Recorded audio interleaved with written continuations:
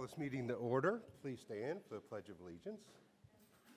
I pledge allegiance to the flag of the United States of America and to the republic for which it stands, one nation, under God, indivisible, with liberty and justice for all. Thank you all very much. You may be seated. And please, I'm pleased to welcome you to the May 2025 regular school board meeting of RBV Community School Corporation. And please let the record reflect that Mr. Tucker, Mr. Durnall, Mr. Kerr, and Mr. DeMoss are all present this evening. Do we have any visitor comments? No, seeing none. I am glad to see so many of you here tonight. That is great. And I know you're going to find this so riveting that you'll be back next month and every month thereafter. And you know we love a crowd. So glad you're here. And so I'll turn it over to Dr. Sanders to start us off with our Mustang moments. Yes, we have moments. You know, usually when there's standing room only at a board meeting, that means there's a problem. And it's all good tonight. So I appreciate everybody coming out tonight. We're going to start off with the Edgewood Foodies. Is that right? Now that sounds like a rock band. But I think you're going to find this be a very interesting presentation, Mr. Scholl. Absolutely. Introduce some pretty amazing people. This started probably a year and a half ago when high school student Maya Gill came to me with an idea about a group where she could help kids who may or may not have dietary needs, to help them create recipes, things like that. The best part about it for me was that I just had to say yes to the idea, and I think it's a testament to what's going on at the high school and just kind of the shift in how things are going as far as being able to see a problem and do something about it. So I'm going to introduce Maya and her team and let her tell you all about it.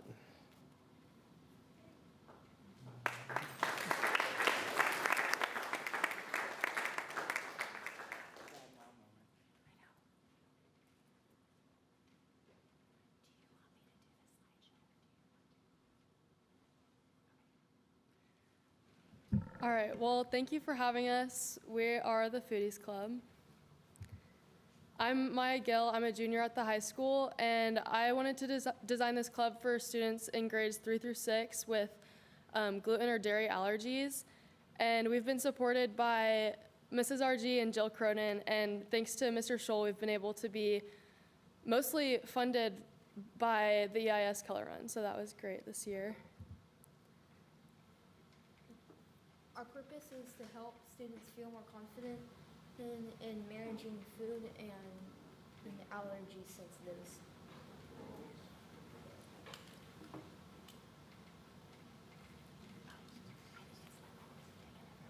Yeah. And to create a fun, supportive space to make and try healthy foods.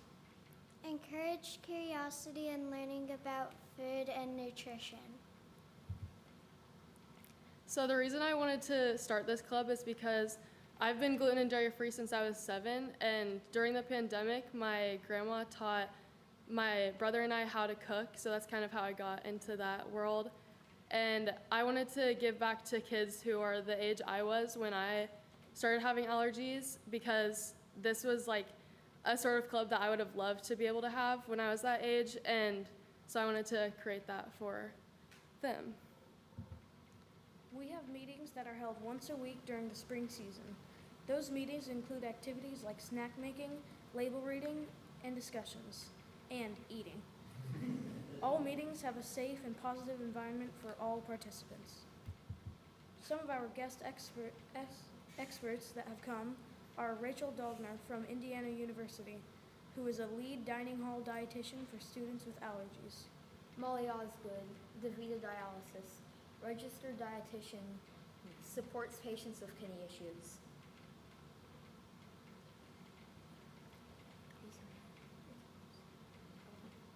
Amanda Waits, RBV culinary skills specialist.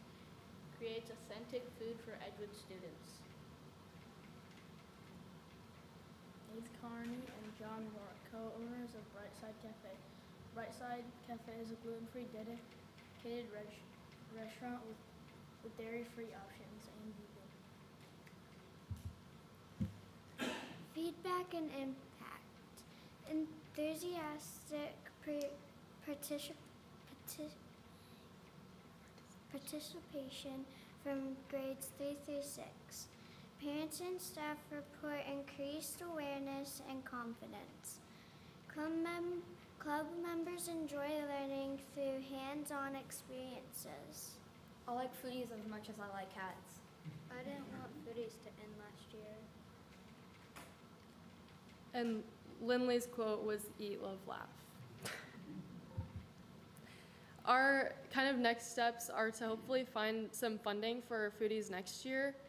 And we had an idea recently of a program we could start within the school corporation where each school would have a stash of like allergy-friendly snacks and treats for if some sort of celebration was going on in the school, so that everyone can participate.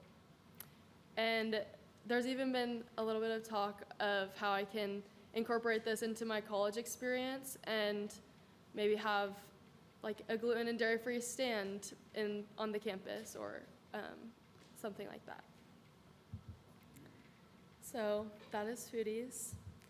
And thank you for having us, and especially thank you to Mr. Scholl for helping us through this year, and yeah.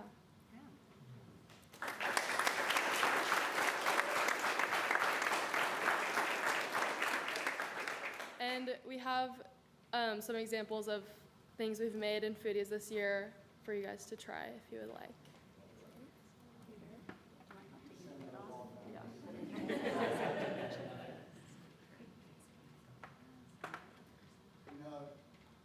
This is becoming, this is an amazing thing, but I'm going to use a word that sounds kind of average. This is becoming common on our Edgewood campus. And by common, I mean where instead of the teachers up in front of the classroom lecturing to the students are figuring out real-world solutions to everyday problems. And I'm not surprised that we have these students involved in this project, and I think it's an indication of what's to come down the road. Okay, thank you very much. You have two? Can we have two?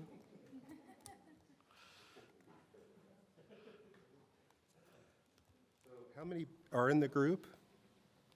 Is this the complete group right here, or do you have others? This isn't everyone. We have a couple more people, yeah. My wife and my daughter have bad food allergies, and so I think what you're doing is amazing, and it was a great idea, and the fact that you took the initiative to implement it and involve so many students and really make a big difference in all of their lives. So appreciate you and appreciate all the foodies that help work with you to make these great treats. Thank you, yeah. It's been very fun, I would say.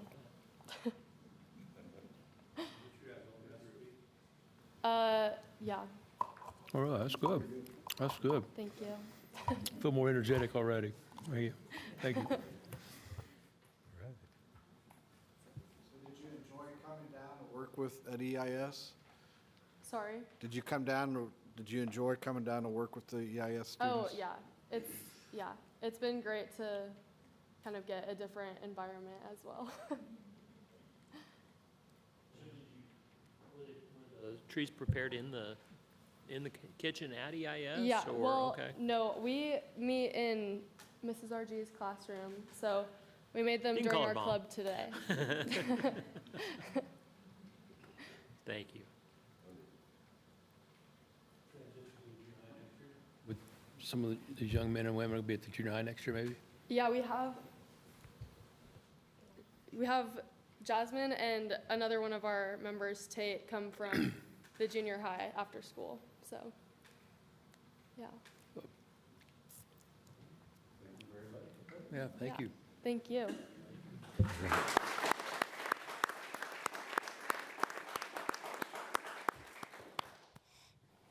Our second group tonight is from Edgewood Junior High School, and these are the journalism students who went to Seattle, and they're giving a report tonight on their trip.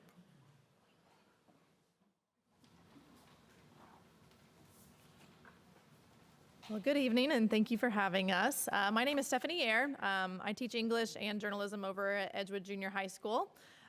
This year, we had our second opportunity to go to the National Journalism Convention for student journalists. Last year, we went to Boston and took 5 kids. This year, we were able to take 12 kiddos out to Seattle. And you know, it's a high school journalism conference, but I said this last year, and I will say it again this year. I'm just always so impressed. So impressed with our kiddos at the junior high level. They just show the same maturity, actually more maturity, I would say, and just dedication and just focus and that just desire to learn things about journalism that a lot of the high school kids don't even show at the convention, and they are just right there in it. They fit right in, so I'm always impressed by them, and this year is no exception. So I'm just going to let them kind of tell you about their experience of being out there and going to the conference and some of the extra fun things we got to do as well. I think they prepared a little slideshow to show some pictures of the things. There's mostly the fun things. We did a lot of work while we were out there too, but yeah, so I'll just let them take over. Okay, so to start it off, we're gonna show you the slideshow, and that's like more of the fun activities we did, but we still learned a lot at the convention. So after this introduction slide showing like where we went, this picture is from our hike. So this next slide is pictures of us starting at the Indy airport and then some pictures of us on the plane to Seattle. And that is us in the tram at the Seattle airport as it started going. Yes, please. And then this was our first full day there, where we went to a mountain and we hiked up that. We had a picnic at that waterfall. And in the evening, we made it to the famous Space Needle and to the convention center to visit different informational booths from colleges and businesses in the journalism field. But there's not a picture of that. Next slide, please. All right, so the next day we made it to the different breakout sessions at the convention. After almost a full day of that, we walked to the Pike Place Market and saw the gum wall. We made it to the dinner and had a debriefing session where we enjoyed hearing each other's takeaways from the day. On our last full day in Seattle, we went to more breakout sessions, went on a boat tour of Seattle, and rode on the biggest Ferris wheel on the West Coast. And these pictures show what was just explained for the last full day in Seattle. And yeah. This last slide here, one more.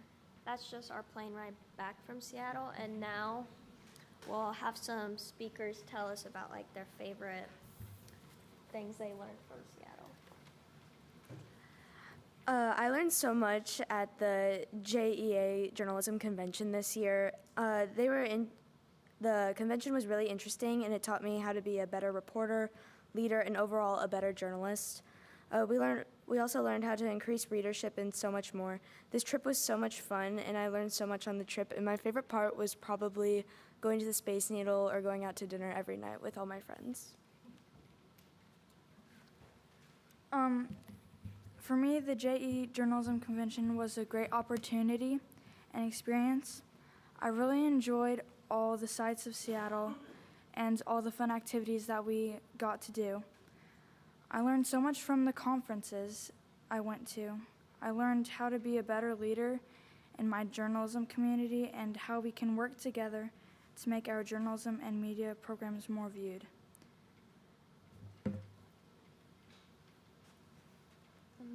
This convention was very useful to our journalism and media classes. The sessions that we went to taught us things like how to better our newspaper, how to keep a productive and fun environment, and how to increase readership in our newspaper. Not only did we learn new things about journalism, but we got to see the amazing sights of Seattle.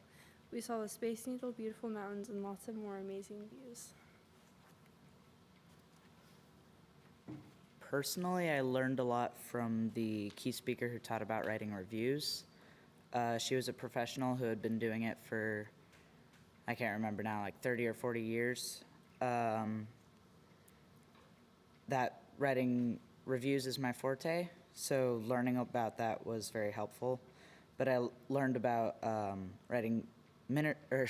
conducting mini interviews, increasing viewership and readership of Edge Media and Colts Chronicles, and how to write various different pieces for the newspaper. My favorite part about the convention was during one of the breakout sections, there was people from a lot of different schools. It was mostly teachers, but it was all of middle schools. And that helped us see like a lot of how far we've gone. And I thought it was really cool to see other teachers around the country and what they're doing. You want to say your favorite part? I think my favorite part of going to the convention was being able to learn all the new things from professionals and being able to interact. Because some of the breakout sessions, you like got into little groups and explained about your newspaper and stuff, and I think being able to share connections with other people from so far away was like important and special to learn. Well, I think I have two favorite moments from the convention. One, every day we would gather around in one hotel room and pile in there, and we would do our high-lows for the day and just listen to the kids. I don't know, I think they really enjoyed that part of it. We really just talked about the good things and the bad things from the day that we enjoyed.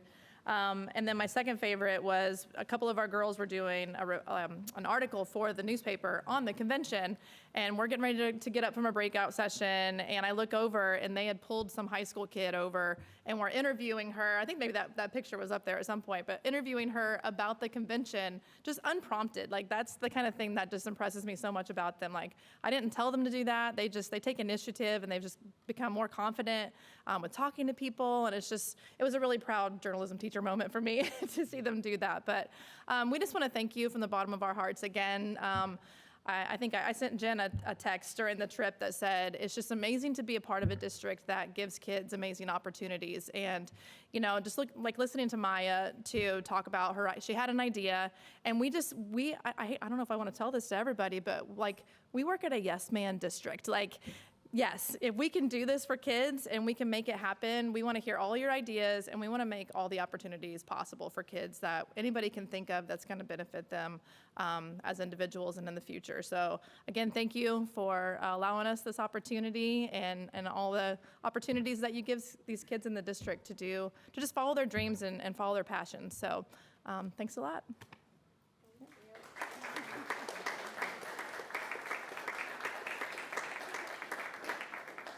Have any questions for them, or?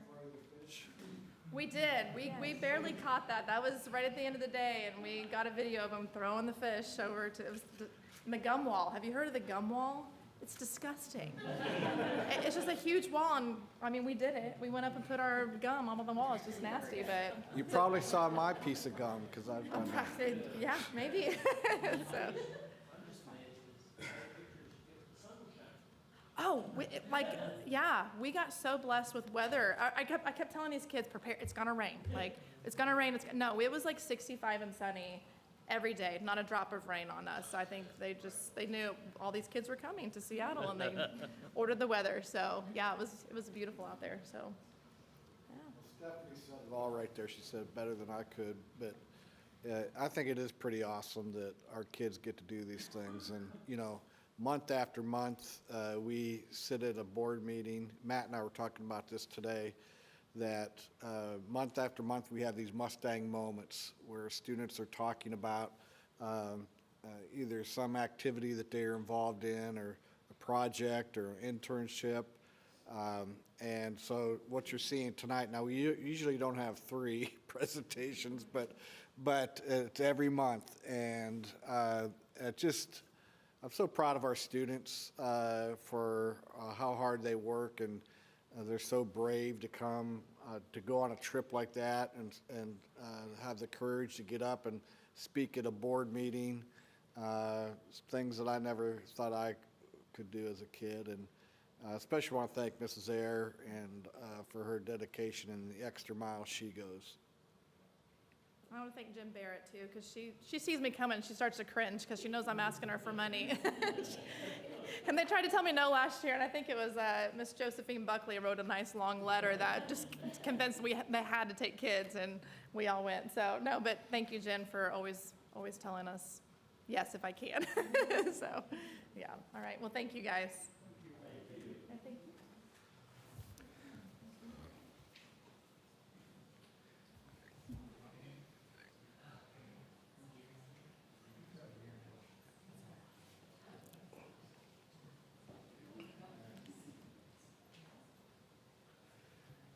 See you all back next month. What else you got to do, Jim? For our last Mustang moment, we have 3 big kids who are going to present. We have our 3 school resource officers. And I talked to Alec about this because I just think it's really important for our community to know all that we do to provide our students and staff with a safe environment. And the biggest part of that effort is our 3 SROs. And I don't know if everybody knows this, but we write a grant through the Department of Homeland Security. And the key part of our grant in our program is our SROs building relationships with students. And we certainly got the right 3 guys to do that, and they do it very well. They're really the most popular people on campus. So I'm going to turn it over to Alec, Jason, and Shannon. Thank you. Like Dr. Sanders said, he asked me to come to the board meeting and just kind of give a rundown of myself and then the other SROs. So before, or some of you might not know, but I've been a police officer since 2012. I've been with Ellettsville PD since 2014. I worked patrol until 2020 when I took the 2nd SRO job. And then in 23, I got promoted to sergeant over the SRO division. So speaking about the SRO program, it started in 2014 with 1 part-time guy. Later that year, he was elevated to a full-time position. And then it was 1 guy from 2014 to 2020 when I was hired. In 23, we were extremely fortunate to bring on the 3rd SRO. I can't speak how great this is. We're able to focus on building the relationships in our own buildings versus having to cover multiple buildings at once. Obviously, I do cover 3 buildings, but I feel like I do a pretty good job of splitting my time between all 3 of them. We get a lot of questions about what we do, and to be frank, we do a lot of talking. We talk with, of course, the students, but staff and the admin on a daily basis. When I'm at work, I want people to know they are appreciated and they can trust me. I'm a very happy-go-lucky type of person, so when I'm talking, my goal is to make you smile. Of course, there's lots of high fives, fist bumps, and hugs. I start every day by directing, or start and end both my day by directing traffic at the corner of Reeves and Sycamore to get all the parents in and out safely. After directing traffic, I head inside and check in with my staff at EIS, since that's where my home base is at, and then move my way over to EPS. Lunches run typically between 11 and 1, so I try and be at all those lunches, but the key word's try. Sometimes I get pulled a different direction. I love checking in with teachers in their classrooms and getting to interact with the students on a daily basis. Some of the other things that I'm a part of, I assist the SEL teams as much as possible. Anytime there's a kiddo that's out of control, I try and assist any way I can. Most of the time, that's just being there with the staff while they de-escalate the situation, making sure that they're safe. 2 years ago, I created the Ride to School with Officer Alec program. We give these out to, or parents can bid on them through Santa's Workshop, the top earners for the color run at EIS, and then I've even had a couple teachers reach out where they've had a student that's been struggling in class, and this is like a extra thing to motivate them. The past couple years, I've done pizza lunches with the top earners in the fund run at EPS. I'm an ALICE instructor for the corporation, one of the school safety specialists for the corporation, and I'm a member of our school safety team. I truly believe that the SRO program has done amazing things for our community and schools. I personally can't go anywhere without being noticed. Anytime I go to Chick-fil-A, I hear somebody over in the corner, that's Officer Alec, and that's the police officer at my school. One of the funny stories I like to tell is last year I was camping down at Spring Mill. I couldn't even get my camper backed in, and there was probably a group of 20 kids. That's Officer Alec, that's Officer Alec. But one of the highlights that I think really shows the connections that we make here at the school is there was a group of, or some sisters that would run away constantly. And so 2 or 3 years ago, they had ran away. We got intel that they were in Bloomington, and I went to follow up on one of those leads. I found the girl, and when I went to recover her, she initially resisted. And when she looked up and saw who it was, she said, "You're the police officer from my school."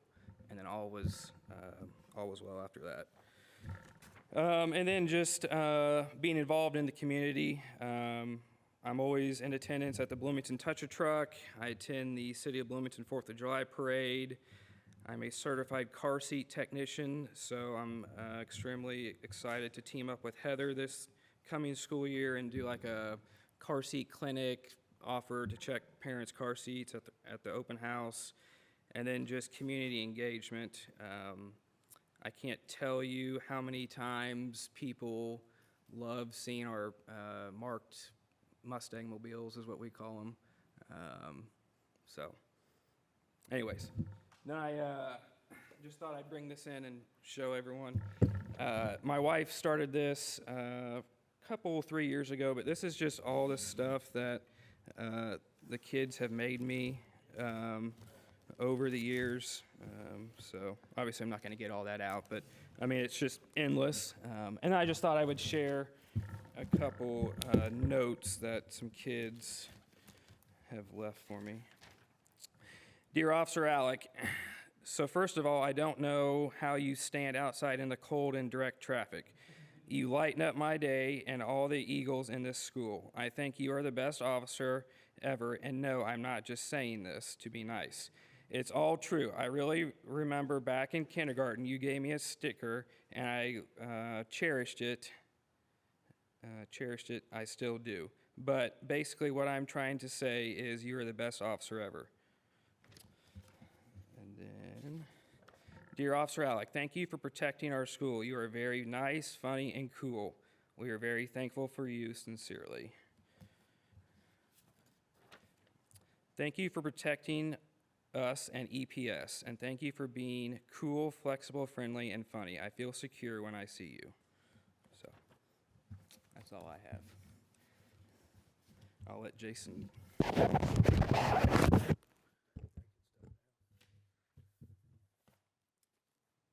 All right, hey, my name's Jason Brown. I'm the school resource officer up here at the high school. I'll kind of keep mine a little bit shorter since majority of my accolades and certifications are kind of things that Alec has already said that he is as well. But I will just say, I'm glad that he mentioned that the SRO program started in 2014 because that's whenever I was a student here. So I remember as Jared Myers at the time, I remember seeing him during the school day, whatever, and like I assume kids do now, I loved going up and talking to him just about anything random. It didn't have to be about being a police officer or whatever. He was just a good presence to have in the school, and I really enjoyed having him in the schools. As far as my law enforcement background, I've only been an officer since 2020, so I'm still relatively new. And in that time, I started in the schools in the spring semester of 2023. So this is my third school year, but only second full school year up here at Edgewood. And as I had mentioned, I'm a student, former student from Edgewood, so very invested in the community. My literal entire family is pretty much from right here, so this is my home, will always be my home, and I truly feel honored to be able to protect and serve the future members of Ellettsville, Indiana, whatever community you want to put in there. I could not think of a more rewarding position. Being able to interact with the students of Edgewood High School. I tell pretty much everybody whenever I get to talking about what I do for a living that we've got an absolutely amazing school. Our students are wonderful. And that's really the most I can say about it. It's just, there's nothing else that I could picture myself doing where I'd get as much enjoyment as working for Edgewood. But as far as my relations with the kids, my biggest goal is just to be out, be visible. If they want to talk to anybody about anything, I typically always try and lend my ear first. If they want someone more specific, then I try and help them get to that person. I work very closely with our admin team up at the high school, whether it be sitting in whenever they talk with kids about school discipline stuff, or if there is anything more police related that I need to get involved with, obviously they have me in on that as well. But I would say with the people that are at the high school right now, we all work very well together. And I guess Mr. Yules right here can kind of attest. I feel like I've done a pretty decent job of getting to know the students and being someone that they can approach and not feel scared to talk to. But yeah, that's pretty much all I got on my end. So. Apparently, I didn't get the memo on what to wear, but hi, I'm Shannon Bunger. I retired from IUPD last summer. I did 28 years. Usually when I'm in a room like this, nobody has more time on with a badge than me. And then insert Chief Durnall, and I have no desire to get to how many years he's got, so he can have that title. But I got a phone call in January that asked me if I would be interested in working part-time as a SRO at Edgewood, and I said, sure. And the next thing I know, I'm hired full-time, and, well, here we are. I start my morning out on 46 and Smith Pike, educating the public on stopping for school buses. Mr. Irwin can attest that I probably have at least one or two customers a day. Yes, and so they learn real quick that we need to get stopped for that because protecting our kiddos is the most important thing. When I retired at IU, I was the deputy chief. There's a little less stress in my life right now, and I like that a lot. I can enjoy football game days, but it's a different stress here because we want our kids to be safe, and so I take that pretty serious. My wife is a teacher in Bloomington. And unfortunately, their resource officers are spread thin. And so, you know, again, we just want to make sure all the kids are safe. So I can't thank Chief Durnall enough for hiring me. I met him a long time ago. I was on working a traffic accident. He got out, put that campaign hat on, and walked up and said, "What do you need, son?" I'm like, "Okay, boss, here we go." So thank you, Mr. Rentschler. Thank you for making me part of the family at the junior high. My first day, the Sarge took me around and introduced me and slapped me on the back and said, "Well, I'll see you later." And the next thing you know, we had like 650 kids running through the hallway. So it was kind of on-the-job training, but everybody's been great, not only in the building, but Dr. Sanders, Mr. Irwin, you guys have been great. And it is truly a family over here, and I appreciate that. I feel welcome. I feel appreciated. I wasn't really surprised about how well the kids interacted with the police, but it did make me feel really good that, you know, even the kids that cause us trouble will come up and talk to you and give you fist bumps. And so that tells me we are doing something right, but, you know, it is what it is. So I can't thank everybody enough for putting a little more fire. You know, I wasn't ready to fully retire, and I said the good Lord was going to take me where he wanted me, and he's got me where he wants me, and that's at Edgewood Schools, and I'm just glad to be a part of it, and look forward to a lot more years. Thank you.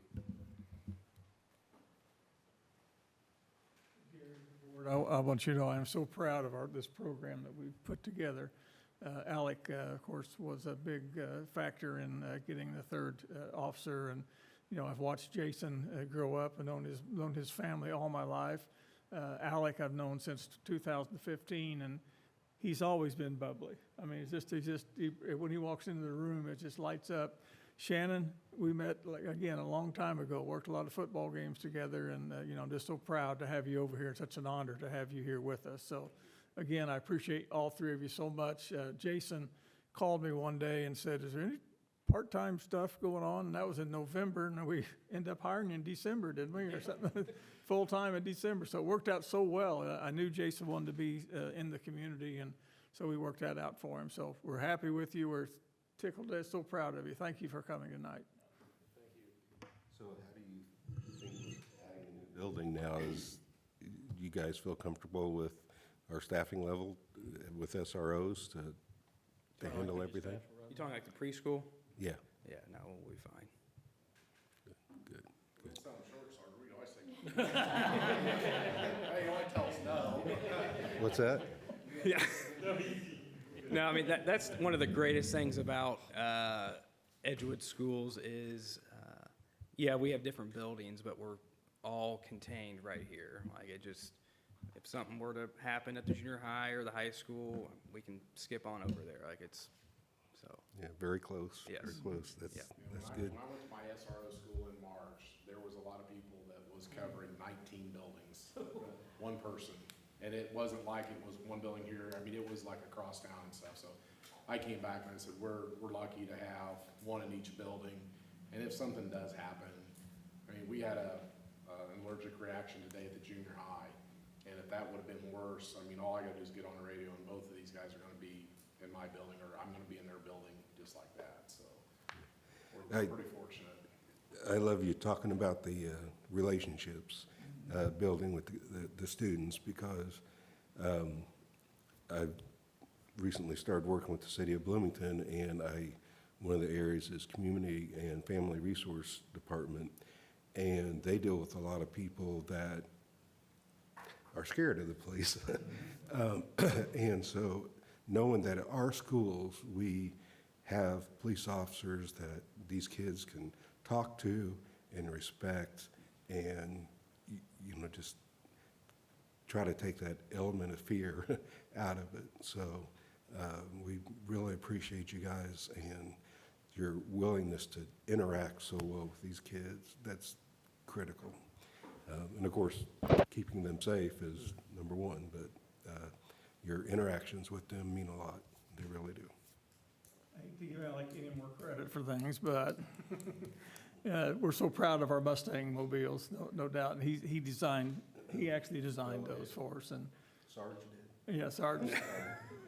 Yeah, he designed those, and he's my fleet manager for our cars, and he and I are like a couple little kids when we start ordering cars, you know. So we have a lot of fun at that. So yeah, they're all great guys. So glad to have you. Yeah, the Mustang Mobile, I won't take any more time, but that took a lot of convincing. I had to get a graphic in front of him, and then it was sold. But and you might know he could sell it. So well, thank you all very much. Thank you, everyone.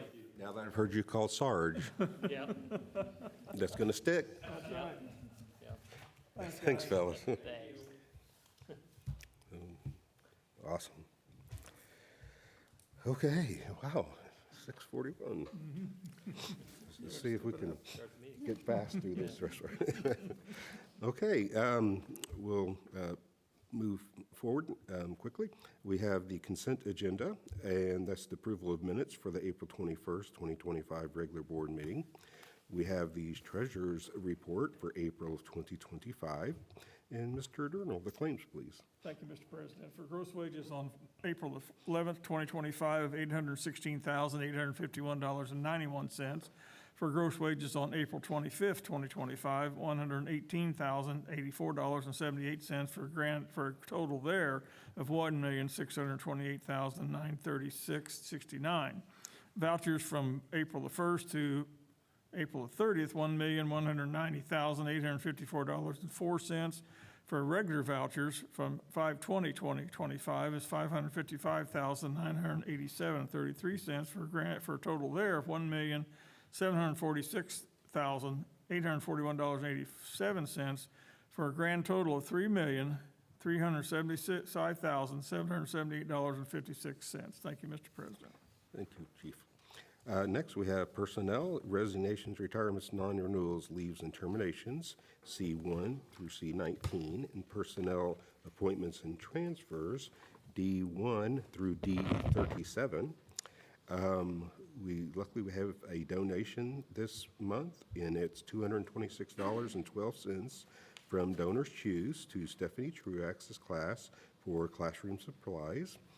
And there is one field trip, which is the Edgewood High School Marching Band to Vincennes University for their band camp. And Dr. Sanders, would you like to acknowledge Teresa Steele? Yes. So we have a retirement that I would like to recognize tonight, and that's Teresa Steele. 34 years as a speech and language pathologist. And I don't know if you know this, but my absolutely favorite teacher that I had when I was a kid was my speech teacher, and Mrs. Thorpe. So Teresa Steele is a very special person, and we wish her the best of luck. Yes, I have known Teresa Steele for many years, though she looks a lot younger than I am. We actually graduated together from high school, and known her for a very long time, and she's just such a wonderful person, and I know she was very, very dedicated to her work here at Edgewood Schools. Okay, do you have a motion on the consent agenda? I move approval of the consent agenda. Moved and seconded. Any comments?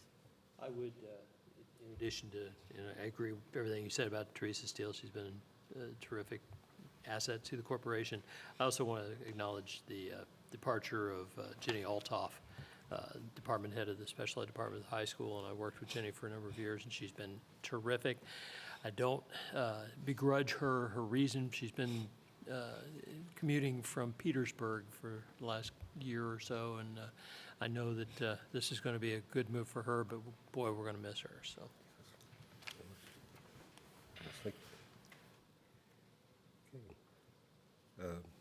Do we vote? Did we vote? No. Moved and seconded. All those in favor say aye. Aye. Aye. Opposed?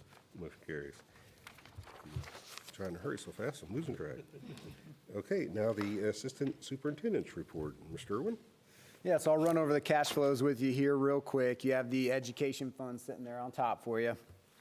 Revenue in April was only a couple $1,000s different than projected, so that was about as close to on the dot as we could get. So that's fantastic. Our interest on cash in the bank was a little bit lower than projected, still fairly high, but it was probably one of our lowest ones in well over a year. That was something that was expected. We've been talking about and not continuing to count on that. So when you look forward in the cash flows as it relates to interest on cash in the bank, you see that number is always a little bit lower moving forward. But again, that's something that the last couple of years we've been pretty fortunate with the interest that we've earned on cash in the bank, but we didn't expect that to continue on for forever. I did update our expected tuition support based on what the legislature passed as it related to the school funding formula. So I recreated that in my spreadsheets, and then I pushed that out through the first the last 6 months of this calendar year. So that's reflective of that new formula.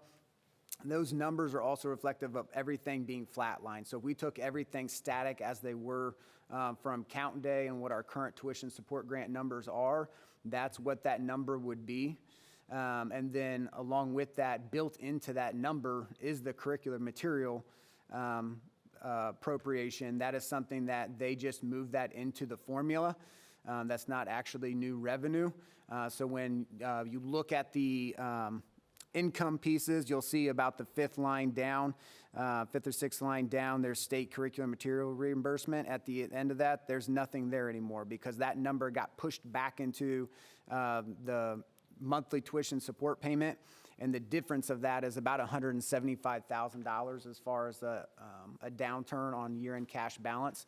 And mostly that's related, instead of getting it in one big drop from the state, it's being built into the monthly piece.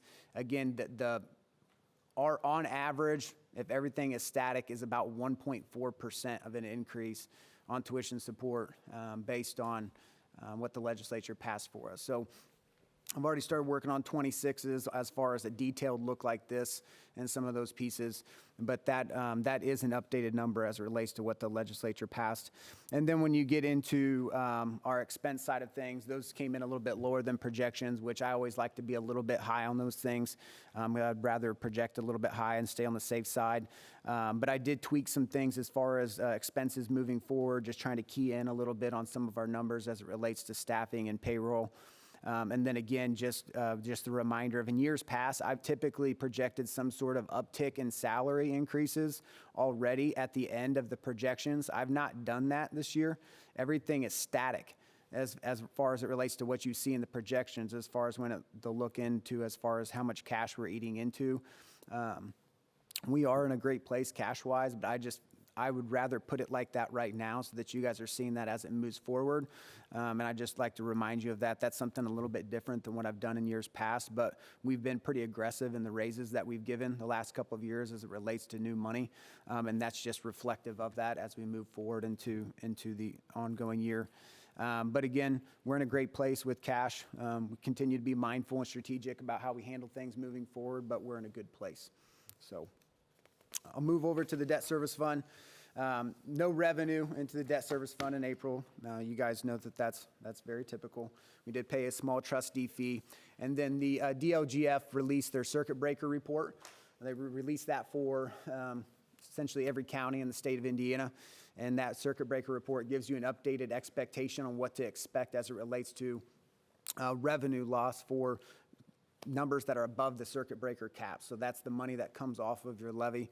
And so I've updated our debt service fund based on that circuit breaker report, which we ended up a little bit better off based on what we showed when we did budget back at the end of last year versus what the circuit breaker report shows right now. And that's just updated numbers. I look back on historical trends as far as what we've seen the last couple of years as it relates to this report and what we've actually received. And in debt service, it's been pretty true. I mean, it's not to the dot, but it's pretty true. So it is a pretty accurate report as it relates to debt service. And then, when you get into the operations fund, I'll just kind of slide off on that because that is one of the big differences in the operations fund is that is our other tax levied fund where we receive property tax dollars. And so I did update those numbers as it relates to the circuit breaker report for the operations fund. And that's just that top line at the top of the income section on your cash flows report. Again, we ended up a little bit better off than what the DLGF projected and what we thought we might see when we did budget. And so it's always good to see those numbers come in as far as the loss goes, being a little lower than what we anticipated. So that's a good thing for the fund. As it relates to everything else in the operations fund, we are again sitting in a great place. As we're working on, and we're going to ask for approval tonight to create the position for for the daycare, but we're going to be ready to make hires for that here soon for the daycare, and so we'll layer those numbers into the operations fund. The daycare will function out of the operations fund, just like what our before and after care does. The preschool functions out of the education fund, so those exist and account for in two different fund structures as it relates to what State Board of Accounts asks us to do. So with that, we're gearing up for summertime. We've already made our list of all the things that we want to try to get accomplished around campus as it relates to operational and just ongoing upkeep of the school corporation. And so our teams, whether that's maintenance or technology or custodial, are ready to go for next week when the kids aren't in the building as much. We'll have summer school, but ready to start tackling summer projects and gearing up for the next school year. So with that, I'll take any questions. Operations fund projections include caring for the new building is. Yes, so those are layered. Those are layered in. As far as when I created the budget back in the fall of last year, that was something where I accounted for ongoing utilities to start layering into the budget as far as it relates to appropriations. I'll come back as we get closer and relook at those numbers to make sure that I feel good about what's in there. But that's just something that's a continual process throughout the year. As when we close out the month end, I'm taking a hard look at what those month end reports say, and then looking at numbers. If something catches my attention, to say, hey, is that something I missed? Is that something that maybe happened a little bit differently than what we expected? And then we just continue to roll that forward and make changes and tweaks to it as time goes on. So feel good about where we're at. We're in a great place. And so we'll take all the curveballs that are coming our way, and we'll try to continue to hit them out of the park. So. Now, permission to create the position of a daycare lead. Yeah, so gearing up for that new building to open for the preschool, which will include a daycare for our staff. And so we need to create the position of a daycare lead. That's the only position that necessarily needs to be created, because we already have positions for instructional assistants, which is the other position that will exist within the structure of that programming. So just asking for your approval to create this position. The job description and everything, pay rates, all those pieces are in there. And that's something that's been looked over by our administration team, by Heather Kenzick, our preschool director, and everyone here in central office. Creation of the position of daycare lead. I'll second. You can say it. Any discussion?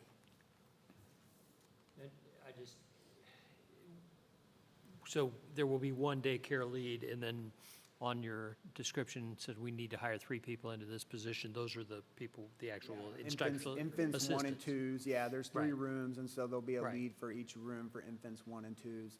And then they'll have aides that will work in those rooms at various times throughout the day as well. Okay, thank you. We have to maintain a certain staffing ratio, and so we'll have to make sure that we have the appropriate staffing in place to make sure that we have the right student to teacher ratio in those rooms. Thank you.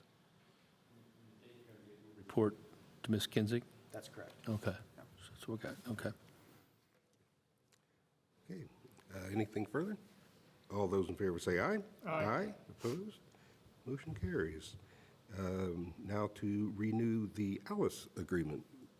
Yeah, so this agreement's been reviewed by Christine. Alice, if you remember, is our response protocol to violent critical incidents. It's something that we've been implementing for the last few years. It's something that we rolled out with staff and students that we train with. We send information out to parents throughout the year as well. But this is just a renewal of that agreement that allows us that access to the e-learning course, as well as we have a number of different people in the school corporation that are trained to teach the programming to staff and to people around the corporation. So this is recommended for your renewal. I move approval. Moved and seconded. Any discussion? Sarge was trained. Hearing none, all those in favor say aye. Aye. Opposed? Motion carries. Now to renew the Sheldon photography agreement.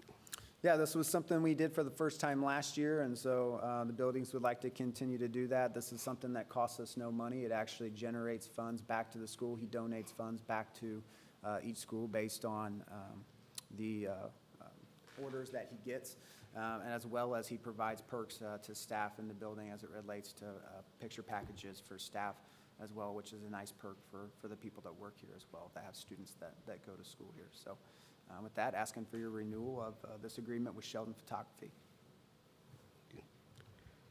I'll move approval of the agreement with Sheldon Photography. Okay, any discussion? All those in favor say aye. Aye. Opposed? Motion carries.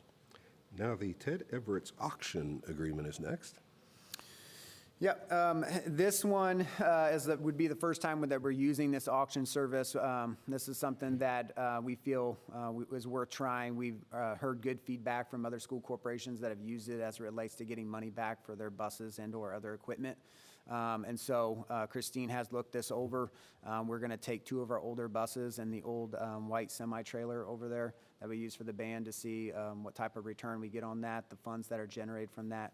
They end up coming back into the operations fund, which funds transportation. When we had listed the white band trailer, old band trailer, we got 0 bids on it on our old site. And sometimes that's hit or miss on there. Sometimes we get great traction and times we don't. So we wanted to try this option to see if we get a good return. So asking for your approval for that, please. I move approval. I'll second.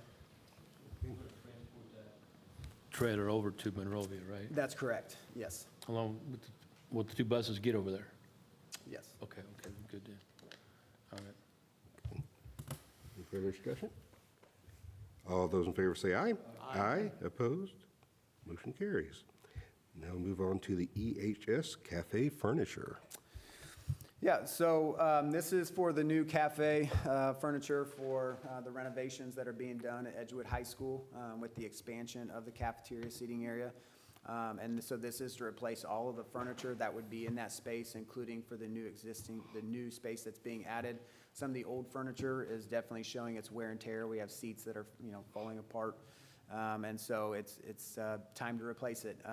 We went through a couple renditions of this plan, trying to work it into a place that we felt was reasonable as it relates to costs. The first time we went through it, we were pretty excited about it until we saw the sticker shock. And we had to quickly go back to the drawing board. But we feel like we have a great option here that will create a much more welcoming environment, enjoyable environment for our high school students. The seating capacity on it is well over 400 students as it relates to the entire area. And so it should be something that is a great thing for our kids and the cafe as well.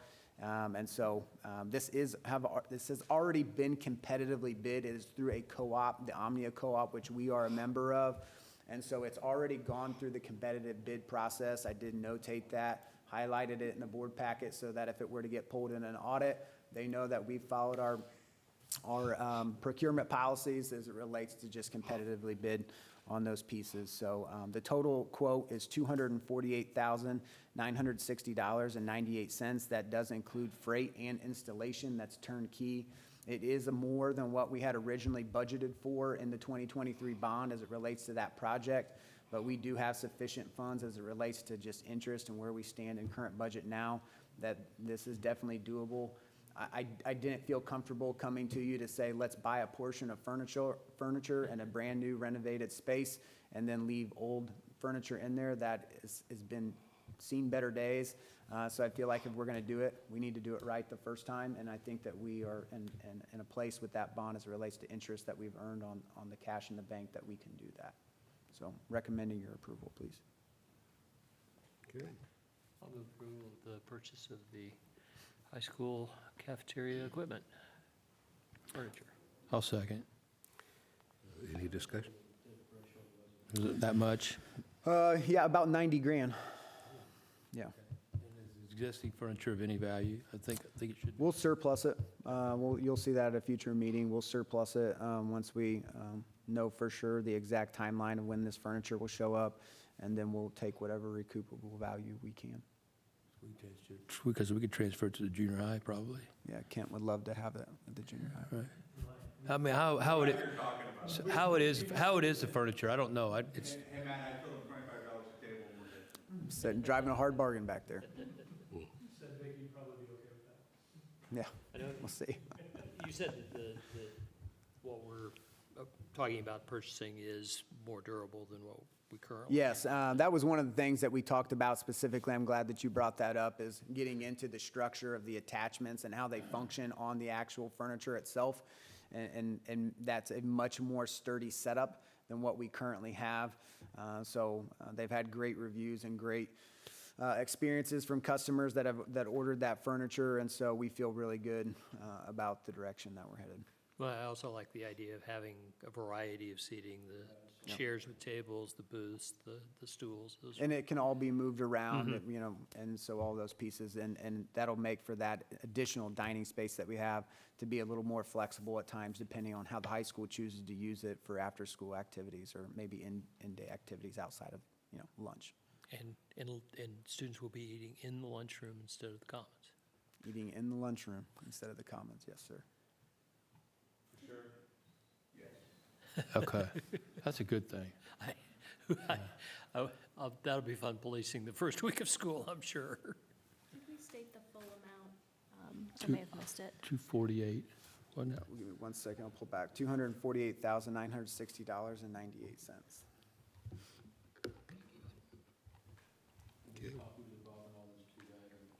Yes, Oh, okay. absolutely. Okay. Any further discussion? Hearing none, all those in favor say aye. Aye. Opposed? Motion carries. Thank you. You can take a breath now. Now we'll move over to Jerry and Dr. Sanders for the approval of the Cascade Golf Course rental agreement. Yes, sir. So this agreement provides an opportunity for Edgewood High School golfers to participate in competitive team golf at discounted rates. And except for the Mustang Invitation and the WIC Conference tournaments, Cascade does not charge Edgewood High School to use the course, and that's for practice and team competitions. Athletes can purchase a membership at a reduced cost. I think it's $150. And so we really appreciate the partnership we have with Cascade Golf Course and the opportunities that our athletes have to go to a quality course. So I recommend your approval. I'd move approval. I'll second. Any discussion? All those in favor say aye. Aye. Opposed? Motion carries. Now we'll look at the price increase to school lunches. Yes, so Vicky Coffey, our Director of Nutrition Services, is asking the board to approve a price increase of 30 cents for school lunches. And it's important to note that Edgewood schools have not increased the cost of school lunch for the last 10 years.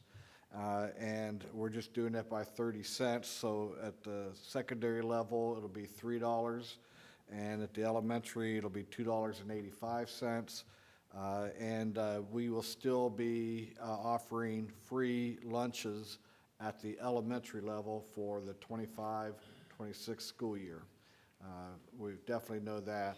So I think it's pretty good that how well I think we work to provide our students with healthy meals, not only during the school year, but even during the summer. And so I recommend your approval. Move approval of the proposed price increases for lunch. I'll second. Any discussion? I just appreciate what Vicky has done over the years, and yeah, it's taking 10 years between price increases is remarkable. I remember she took over Oh, yeah. it was over $250,000 in the red. So, you know, she's done fantastic with it. Yep. Definitely. Okay, any further? All those in favor say aye.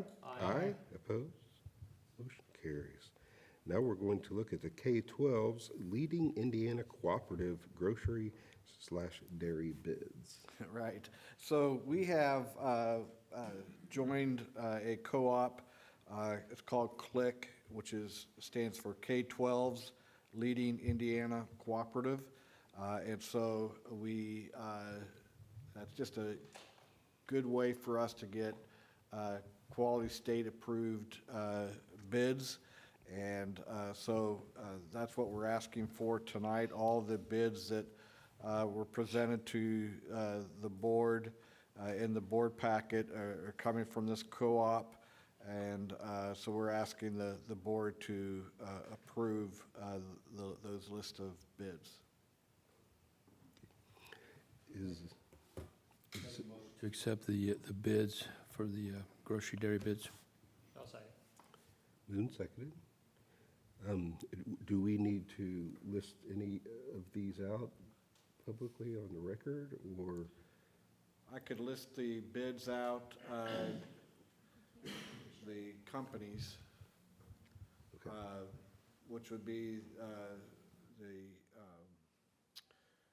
U.S. Foods Premier Company, Piazza Produce and Specialty Foods, Prairie Farms, Klosterman Bakery, Commercial Food Systems, Velvet Ice Cream, and Smart Systems.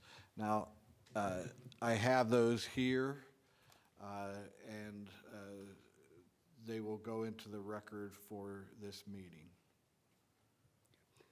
Is that acceptable, or would you like? Would the amounts be easy to include, or? Not really. Okay. It's up to you.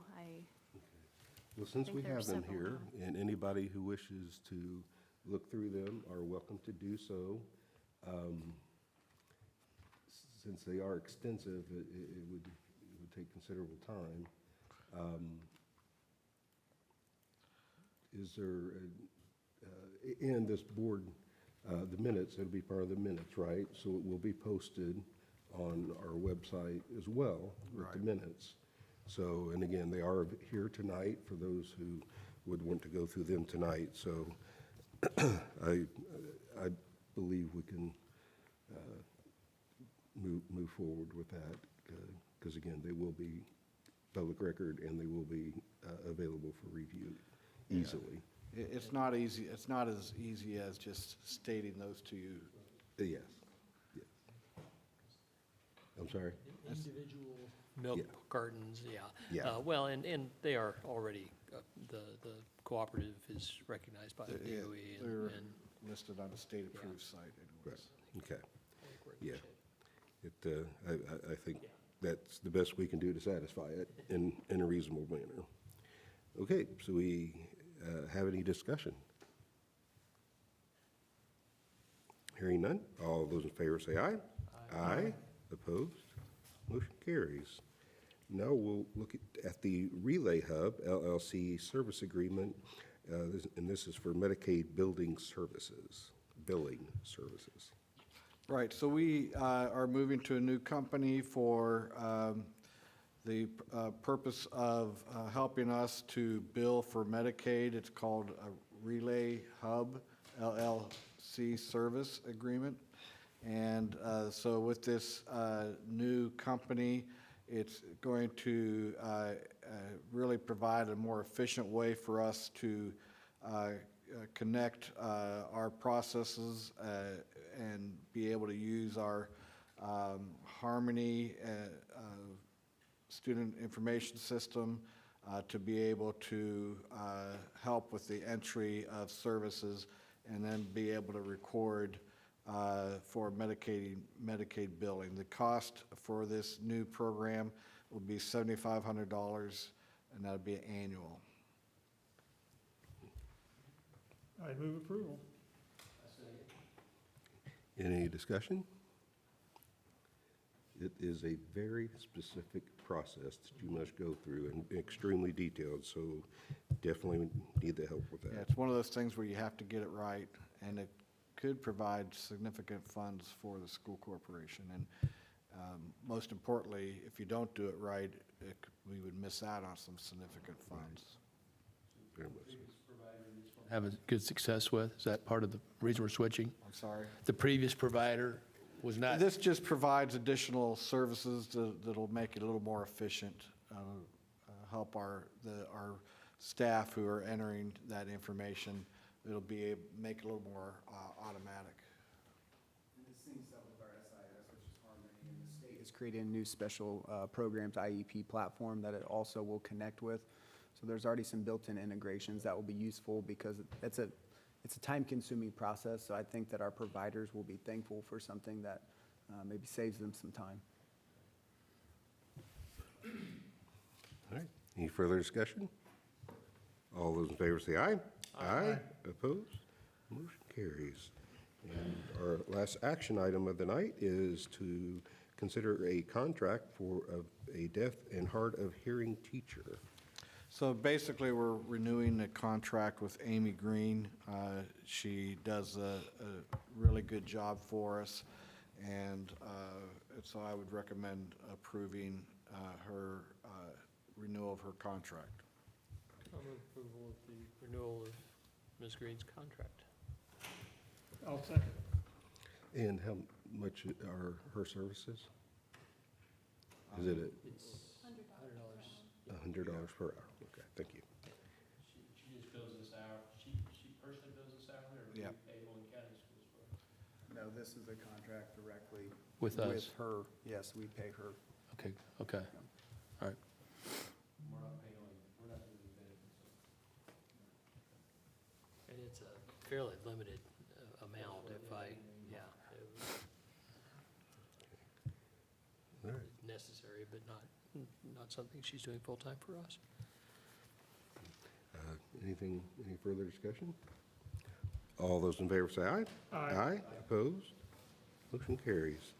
And now on to the superintendent's report. Yes, this really won't take a lot of time, but I wanted to make sure that highlighted something special that I think occurred at the Honors Night last week. As you know, every year we have a night where we honor our graduating class, and we give out scholarships. And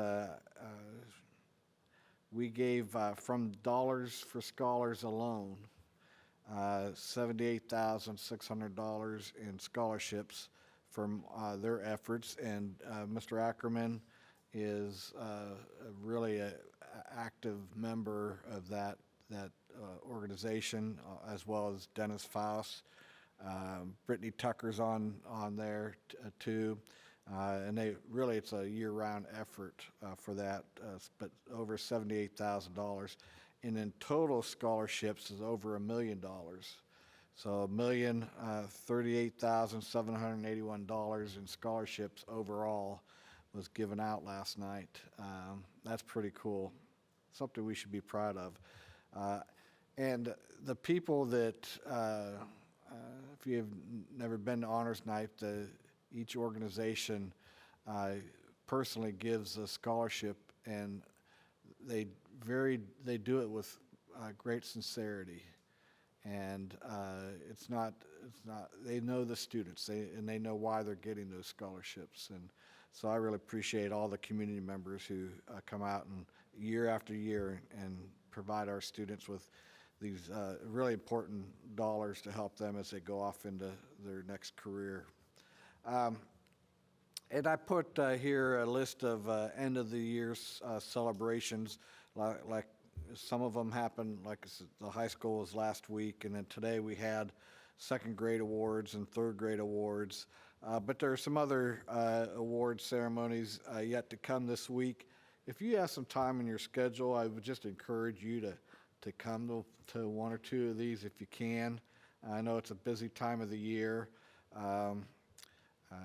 It kind of broke my heart this morning because I could see one of the students who was crying, and I couldn't figure out why he was crying, and come to find out he didn't have anybody there. And so it's very important that the children notice when there's a big crowd of people there. And so if you could come out and support them, that would be a great thing to do. Last day of school is Friday. And of course, commencement's May 31st at 11 o'clock. And I would like to invite each of you as board members to come to our end of the year staff celebration on May 27th. There'll be a sandwich station in each school to thank our teachers and our staff for all their hard work this year. And then at 12:15-ish, we'll have a celebration of festivities in the high school gymnasium where we'll recognize our retirees, recognize teachers for years of service, and there'll be a little bit of a competition going on there too. So it's always a fun way to end the year. I really enjoy it, and so I wanted to invite the board to that tonight. And then finally, the Indiana School Board Association gives out awards to school boards for their involvement in terms of activities and supporting legislation at the government level, going to training sessions. We, in our board particularly, visits and participates in the regional meetings that we have twice a year. We also have board members who attend the law conference that we have every year. And so as a school board, you guys do a really good job of keeping up with what's going on at the state level, with the new laws, what's happening in the court levels. And at any rate, last week our school board was given the Commendable Award and for 2024. And so I just wanted to recognize that.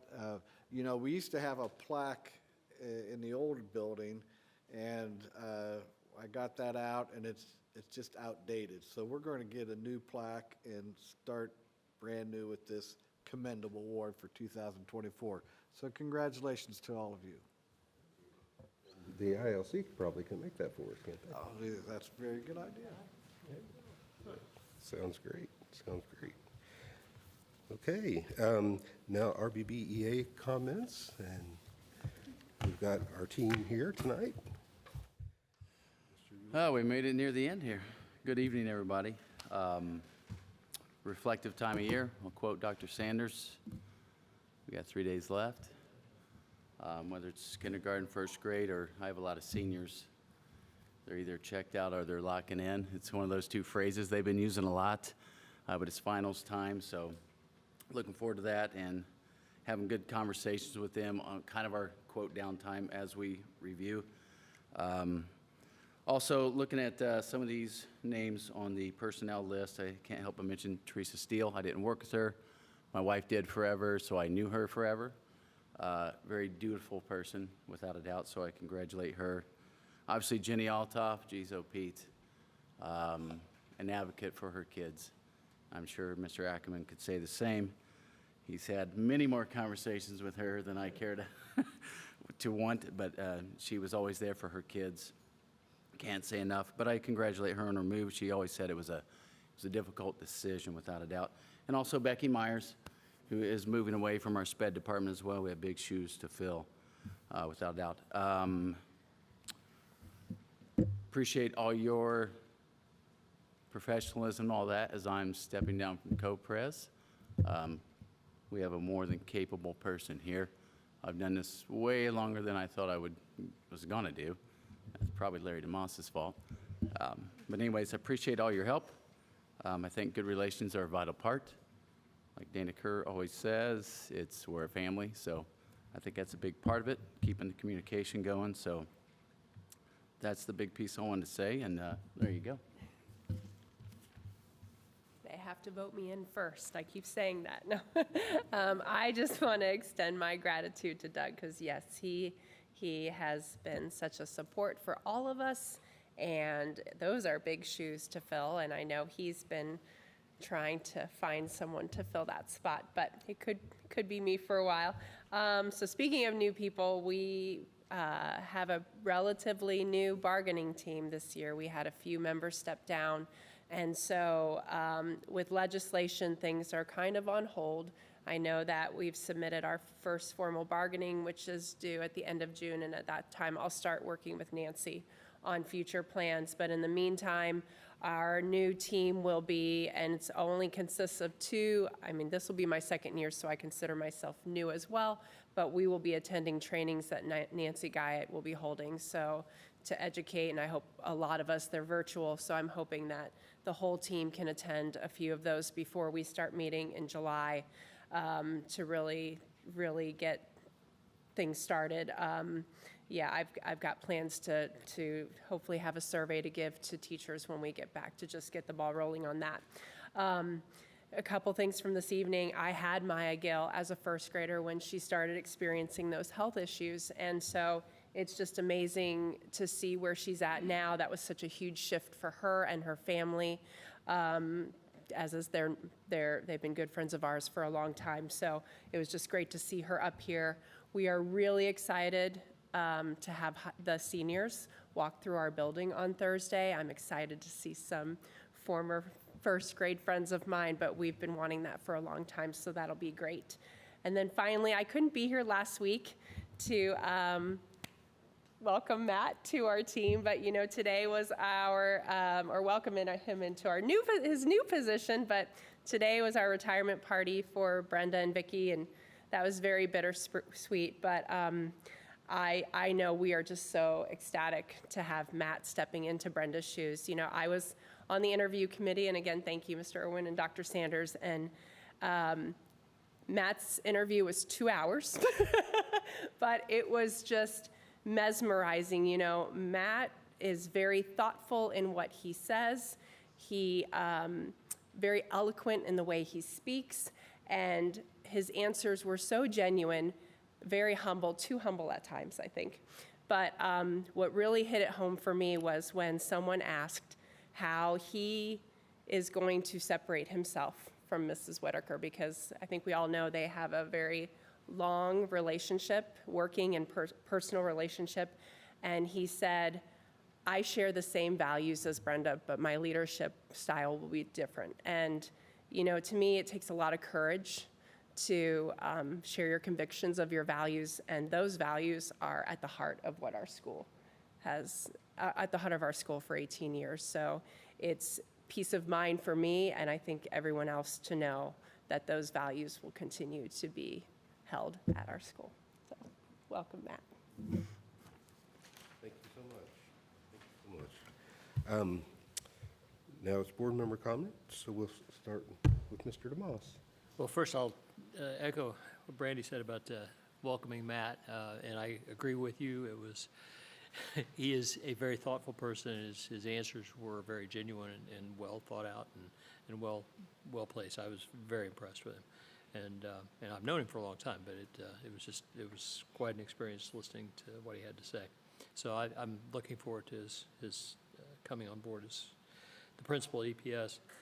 Thanks for the donations from Donors Choose. Welcome to the other new folks, including our basketball and wrestling coaches. Goodbye to others. That's always a bittersweet time, but a lot of people are going on to bigger and better things. And congratulations to Mr. Yules. He served with me, and it was just so great to have him with me. And he's continued to lead the teachers well, and I'm sure Brandy will do very well, but he's done it with a great deal of class over the years. On a sad note, I want to mark the passing of Sarah Robinson, Sarah Bruner, but she was Sarah Robinson to all of us who worked with her. She died on Good Friday. She was a longtime chair of the English department at Edgewood High School, good friend and mentor to me and others, and she was just a very special lady, and She was 89 years old. She graduated. She retired in 2000, which was the year that my older son graduated, and I was glad he got to have her. My poor second son had to put up with me. But anyway, I do have to report that the General Assembly completely failed in their mission this year. They will tell you that they raised funding for education. That is a half-truth. They raised the basic grant, but they cut what schools can get in property taxes, and that's going to be, thank goodness, we are in better shape than many of our neighbors, and it's still going to be painful, but they did manage to find a way to give welfare to the wealthiest of Hoosiers, $90 million, so that people that are already going to private schools don't have to pay for it anymore. So I think it's disgusting, and they should be ashamed, but the ideology of ignorance is alive and well in our General Assembly. I am looking forward to graduation. I'm glad to hear about the scholarships, well-deserved, and over $1 million is great. Dollars for Scholars, thank you, Mr. Ackerman, and also just want to note that Mr. Tucker was instrumental in getting that going here at RBB, and so thank you, Brad. The founding member. Yes, and just watching the students this evening, and it's as we approach graduation, I can see the school moving to what I think I always dreamed it could be, and it's just so exciting that it's moving in that direction, and I'm so grateful to be here. So that's all I got. Mr. Hurley. Thank you, Mr. President. Doug, thank you so much for all you've done for us. Appreciate that. Not that you're retiring, but you're getting out this. I wish Mrs. Whitaker well as well. I didn't make it up to her party today, but I'll try to get up and see her before she leaves. Dr. Sanders and I had several talks over the years about safety. And one day he told me sometimes he has a hard time sleeping at night worrying about our safety, and that's what initiated the extra SROs, and he was successful in doing the third one. And Matt, thank you for your involvement in that as well. That's all I have. Thank you. Mr. Tucker? Ditto to what Larry or Mr. DeMoss and Mr. Durnall said, and I would do want to thank Mr. Yields for his leadership with the ISTA over the years. Followed Mr. DeMoss's place, correct? Yeah, and they were good to work with. Mr. DeMoss, you were good to work with back in the day too, so I appreciate all you do. And Miss A, well, I know you'll fill the shoes well. So I am not going to repeat what Mr. DeMoss said, because I'd say something I probably shouldn't say, so I'm going to pass on that regarding the legislature. But I do want to also thank all the local businesses that gave back at the Senior Honors Night. They give back to help these kids out, and hopefully the kids take the time to thank them. And we'll continue to grow the Dollars for Scholars, look for ways to help the kids as well. So everybody be safe the last week of school, and administrators, catch your breath this summer, rest a little bit. But don't forget, you still got to hire some people too, a few of you. So have fun with that. Thanks. Well, I too agree with everything that's been said tonight. Mr. DeMoss said it very appropriately, and I agree with him 100%. Matt, I'm sorry I wasn't here last week. Out of 18 years, I've only missed 2 or 3 board meetings, but I would vote for you. So I want you to know it was 5-0, you know, so you have my support too. So I just wanted you to know that. I just ask that there be blessings on all the staff and teachers and students and graduates, and that the graduates, excel at their next step in their lives. And we just appreciate them, and appreciate all of you who made them who they are. With that, we will adjourn.